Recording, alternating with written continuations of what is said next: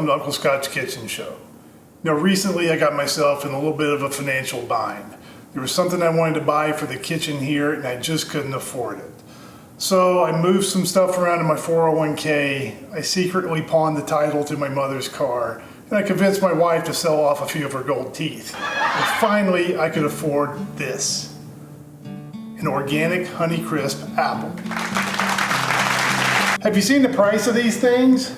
$4.99 a pound. $4.99! Can you believe it? Now for the same price as one or two of these scrawny little organic apples, I could have an entire family-sized bag of Flamin' Hot Cheetos and a Tall Boy 32-ounce Miller High Life. You know, I'm trying to make good decisions here, but it ain't easy.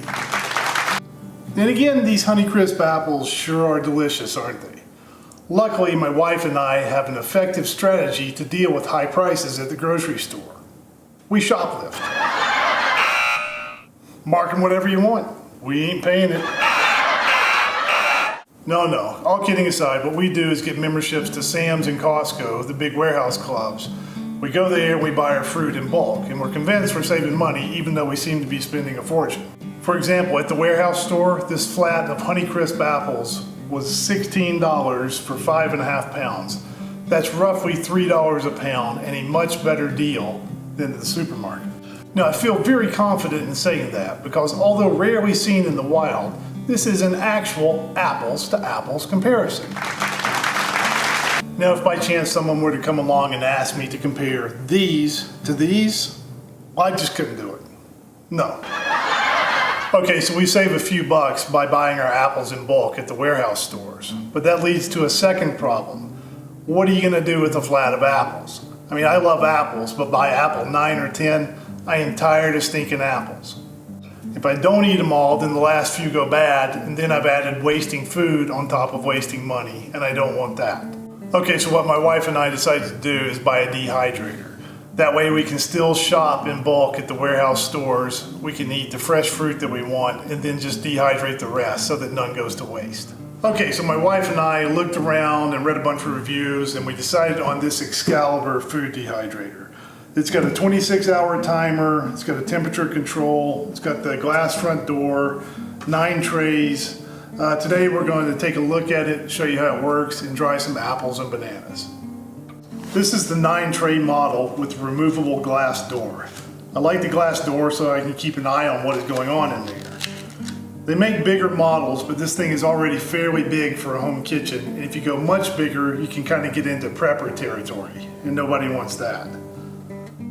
It has 9 plastic trays, each with a little removable plastic screen. This model will hold about an entire flat of apples. Now how many bananas will it hold? A bunch. The controls are about as simple as can be. There's a temperature selector and a timer, and these are color coordinated with the manual. Speaking of which, one thing I really like about this machine is that it came with a big, thick, detailed, full color manual with good instructions. It lists all kinds of fruit, veggies, herbs and all, and tells exactly how to dehydrate them correctly. So now let's put it to use and show you how it dries some fruit.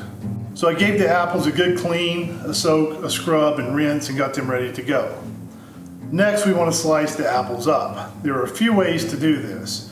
You can go old school with just a knife. You can use a mandolin slicer, but be careful to keep your fingertips. Or what we like to do here is use the spiral slice attachment from my wife's KitchenAid mixer. We went with a slice a little over 1/8 of an inch thick. The thickness of your slice will affect the chewiness or lack thereof of your final dried fruit. Adjust it to whatever you like. Now if you go with the mandolin or knife, your slices will be nice complete circles. The spiral slicer was faster and easier, but I had to snap each individual slice, and that leaves a little gap. No big deal for apples I'm going to eat myself, but if you're using them in gift baskets like my wife prepares for Christmas, or if presentation is very important, you might want to avoid the spiral slicer. The manual says that before drying the apples, soak the slices for a few minutes in either citric acid dissolved in water or a mix of lemon juice and water. This will help prevent the apples from overbrowning as they dry. You can find citric acid at Walmart or the local grocery store or most any place. We tried both methods.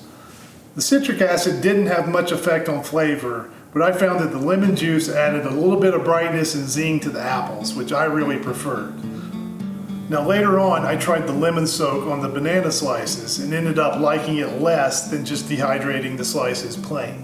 Once you have sliced and soaked your fruit, drain it and just lay the pieces out on the plastic screens on the trays. Try not to let the pieces touch. Then put the trays in the dehydrator and put on the glass door. Next, ask either Siri or the Google the current relative humidity for your location. This is very important. Then simply look up your fruit in the manual, find the correct temperature, then find the corresponding drying time for your local humidity level. The drying times vary significantly with the humidity. So just set the temperature dial, then turn the timer dial, and the machine kicks on.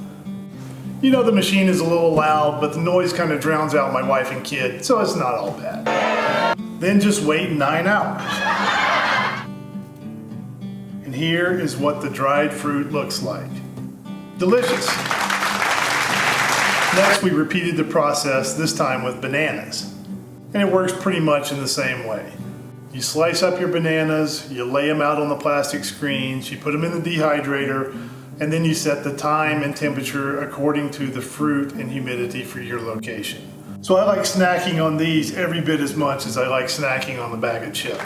Now, one word of caution there. I know when I eat chips, I need to worry about the fat and the salt. Even though dried fruit is healthier and more natural, it also has a lot of concentrated sugars. So even though it seems healthier, if you eat the equivalent of 4 or 5 apples in one sitting, you might be overloading yourself on carbs. Or you can just be fat and not worry about it. So the Excalibur Dehydrator works really well for us. And we've had our machine for a couple of years and we're very happy with it. We've had no problems with it, it's worked very well, and it does a really good job at drying fruit, exactly what it claims to do. We mainly do apples and pears and bananas, but you can dry a wide variety of fruits and vegetables and other foods. Now, one word of advice, if you do buy one of these machines, resolve to use it. They're not cheap. This one was a little over $300. If you're not careful, you'll spend $300 on the machine, dry 1 bag of apples, and then you'll put the machine away and never use it again. If you do that, you're going to end up paying $350 or $400 for 1 or 2 bags of dried fruit, and it just doesn't work financially. So if you buy one and spend the money on one, they work well, but just resolve that you're actually going to use it. Okay, just a couple of quick housekeeping notes. For those of you who have subscribed to the channel, thank you very much. For those about to subscribe, I salute you. Also, if you leave questions or comments below the video or on the website, I do my best to respond to each and every one of those, as long as it's nothing completely ridiculous. And that wraps it up for this episode of Uncle Scott's Kitchen Show. Thank you for watching.